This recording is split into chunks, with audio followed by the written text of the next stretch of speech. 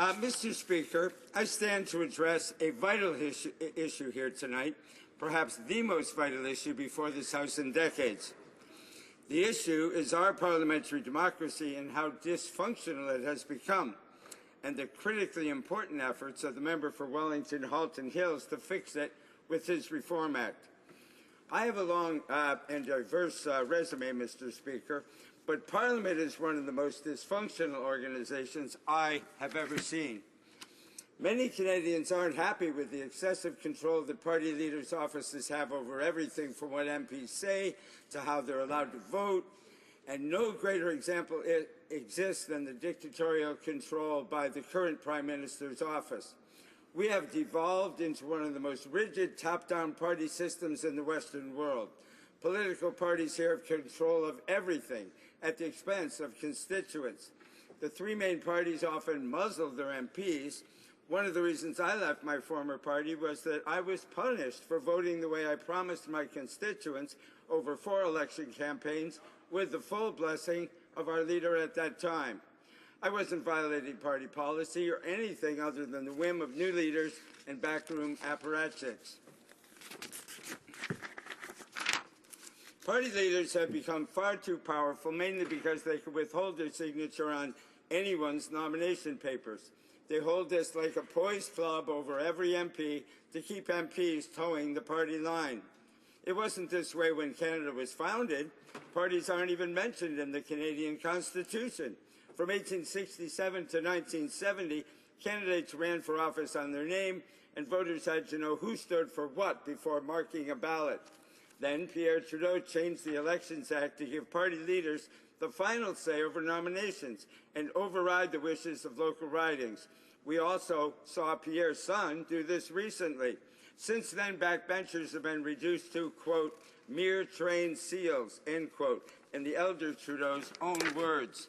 A key part of the Reform Act would restore local democracy and effective representation by ending the requirement for nomination papers to bear a leader's signature. Also, the Reform Act will give MPs a say in who leads their caucus.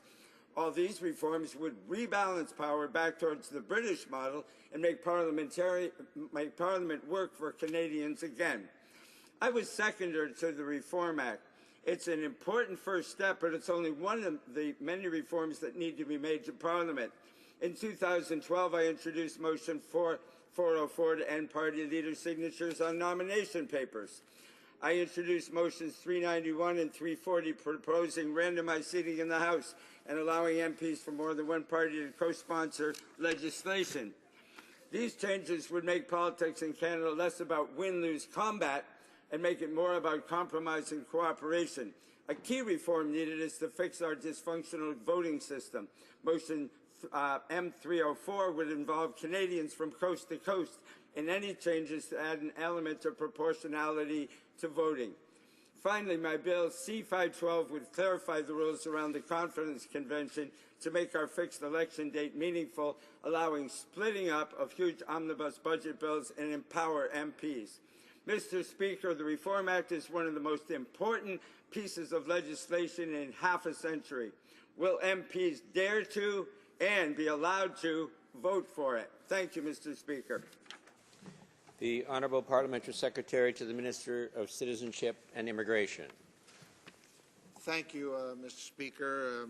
Mr. Speaker, I actually don't blame the member from Thunder Bay, Superior North for his dissatisfaction with the way that he was treated in his party when he was with the New Democratic Party, of course, after having promised his constituents for, as he so well said, for over 4 elections, what his position was on the elimination of the inefficient, inaccurate, and way overdone long gun registry.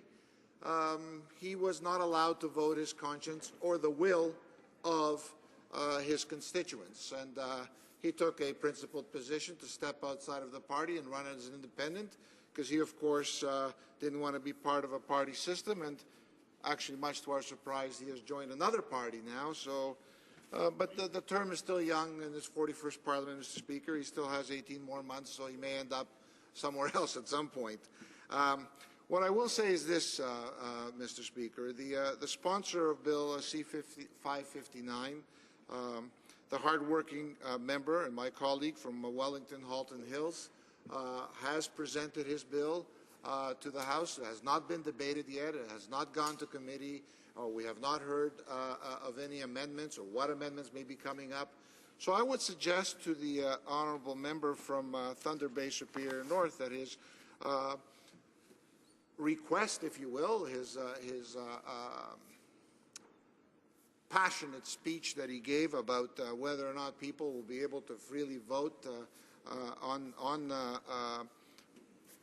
the private member's bill C-559 is somewhat premature at this point in time. I will, however, Mr. Speaker, given this opportunity here today, I'd like to highlight a couple of points for the honourable member as it relates to the record in this 41st Parliament, which is the first Parliament in which I have the great honour and privilege of serving the great people of my home riding of Richmond Hill. In this Parliament, Mr. Speaker, this 41st Parliament, under the leadership of our Prime Minister and this strong, stable, national majority Conservative government, I'm proud to say that backbenchers, members of Parliament, have passed bills into law, more bills into law, Mr. Speaker, than any other Parliament since 1972. And we're only about 60% into the completion of this term, Mr. Speaker. There's a clear indication of how much we value the input of all members of Parliament. I should say, Mr. Speaker, that if we look through the records since this 41st Parliament took office on the 2nd of May of 2011, you will find that the Conservative members of Parliament have voted freely a lot more often than any of the other parties. In fact, I believe the New Democratic Party, Mr. Speaker, has a 100% rate of mandatory voting, of whipped voting from their leadership. That's not the case in private members' legislation on the Conservative side. So, in closing, as I see I'm running out of time, I will say this, Mr. Speaker. I'm proud to be a member of the Conservative Party of Canada that allows its members to voice their opinions through constructive debate before, of course, rising in this House to express the vote that the good people in their respective ridings have given them the right to do. Thank you so much, Mr. Speaker. The honourable member for Thunder Bay Superior North. Thank you, Mr. Speaker. The first thing I'd like to say is I wish we did have a majority government, but we don't. With 39% of the popular vote in Canada, no one can say they have a real majority, as most democracies in the world have. I believe most MPs, Mr. Speaker, value democracy and want to see it improved in Canada. That's one reason the Reform Act is an exemplary bill. It's a nonpartisan initiative to improve the way our democracy works. It's something every member should vote for, regardless of political stripe. It will improve the functioning of our democracy for everyone, voters and MPs alike. I know that most members from every party here would like to vote for this bill. Mr. Speaker, in my opinion, Bill C-559 must pass if we're ever going to find our way back to democracy and responsible government. It will give MPs the power to escape party servitude, to think, speak, and vote for their constituents and their conscience, and put the best interests of Canada ahead of hyper-partisan party tribalism. Thank you, Mr. Speaker. The honourable member, the honourable parliamentary secretary. Thank you, Mr. Speaker. Mr. Speaker, the member will know. He will know that the system of governance that we have in Canada clearly is very democratic, Mr. Speaker. He knew when he put his name up on a ballot to be elected in his riding, he knew very well how we get elected and how governments are formed, whether a majority or minority. So for him now to try to sort of change or twist, if you will, his perception on whether there is a majority government or not is just his own personal perception. The fact of the matter is there is, and the fact of the matter is that this Prime Minister and this government, this majority Conservative government, respects the will of its members and the wills of the members of this House, Mr. Speaker, all of the time. and that has been clearly demonstrated with a voting record since the 41st Parliament began in May of 2011. Thank you, Mr. Speaker.